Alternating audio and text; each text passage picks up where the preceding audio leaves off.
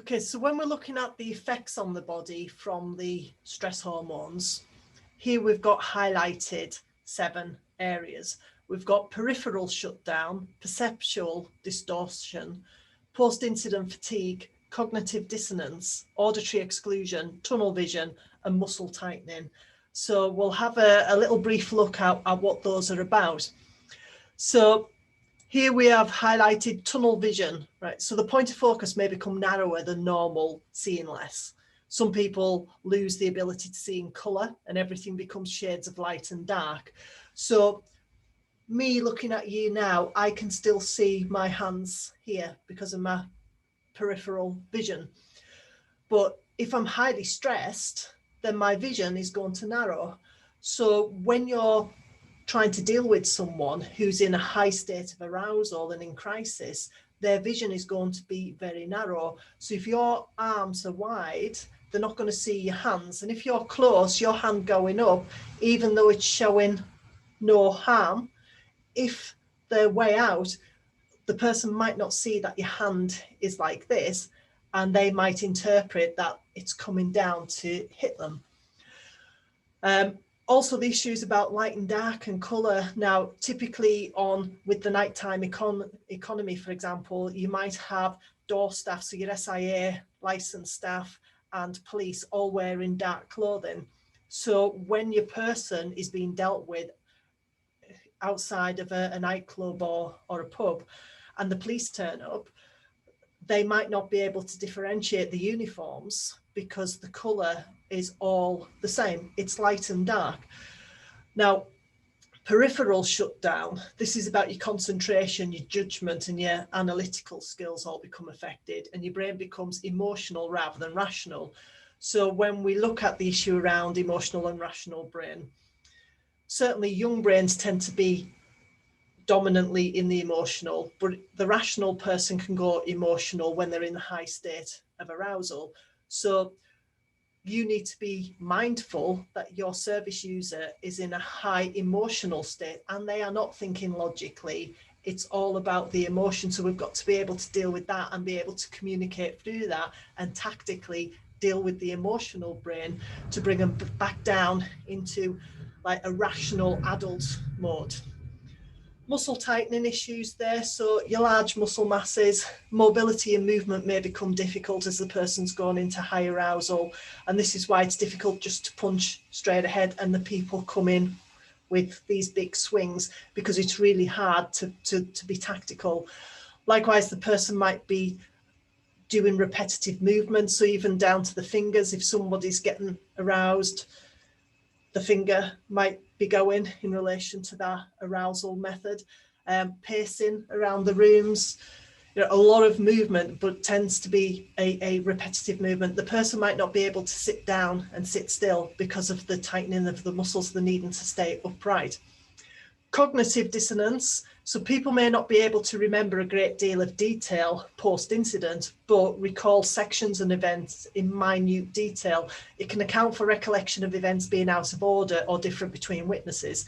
So you might get a person saying, I can't remember what happened, I only know this, and then we were there. But then they'll describe, for example, the knife down to the millimetre and every single thing about it, or it might not be a weapon, but something that they clock. They can then give you minute detail in relation to that, or they'll remember one phrase that one person said, but they can't remember anything else. So it's not that the person is picking and choosing, it's the mind. The mind concentrates on certain things. It homes in on what it thinks is important for survival. Now, looking at some of the other issues then, auditory exclusion. So the sense of hearing diminishes, and adrenaline and dopamine dilate the blood vessels in and around the ears. The mind may struggle to prioritize sounds, emphasizing the wrong sounds, and sound may become painful to the ear. So you might at times get people cupping their ears with the hands because it's physically painful. Hearing you speak to them, because they're in such a high level of arousal, you speaking to them then, or your radio being loud, all of that noise, it's painful. Plus, they may not be able to differentiate the noises, and this is where if there's several members of staff there, only one should be speaking. When all staff are shouting in and giving like commands, it's of little use because it's too much stimulus. One voice, one word, that's it. And think about reducing your sentence to as short as possible as well, because the auditory exclusion, it's not going to hear all those words, and typically trying to keep your sentences till about 3 words is preferable, not great big long sentences. You've got an emotional brain who now isn't hearing everything, it's painful, and so all of these things are layered effects that's going on. The post-incident fatigue, a person may be exhausted after a stress response and bladder or bowel movements may be required. So typically, like for example, in the child sector, so schools or secure children's accommodation, after an event, they may then need to go to the toilet, and staff may look at that as an avoidance tactics, but potentially it's not. It could be this adrenaline dump that needs to happen, where the bladder and the bowel are needing to open and the body is saying it needs to release. But other things with the post-incident fatigue is that exhaustion and potential collapse after an event as well, where a person can collapse or faint because they are so exhausted, the body just shuts down for a bit.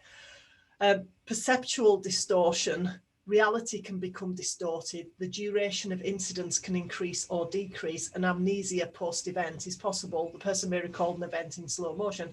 So you may have experienced some high stress incidents yourself in the past where it's as though you're up in the sky looking down on the event, or it's like an out-of-body experience that you see in it, or you remember things in slow motion, everything's going slow, even though the duration of it was seconds. In your mind, you're thinking it was minutes, it was going on, there was all of this event that occurred. But that's your perceptual distortion.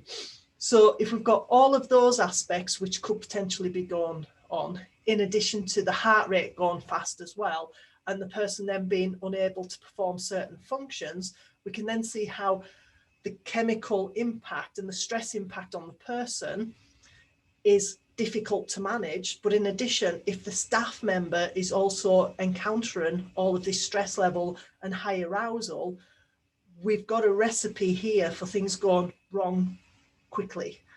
And it's about then trying to train staff to recognize these in themselves and to try then to eliminate them or mitigate them and reduce them to the lowest level, so that we can try and manage professionally what's occurring and keep control of it, but also accommodate these real factors which are occurring in the service user that you're trying to deal with.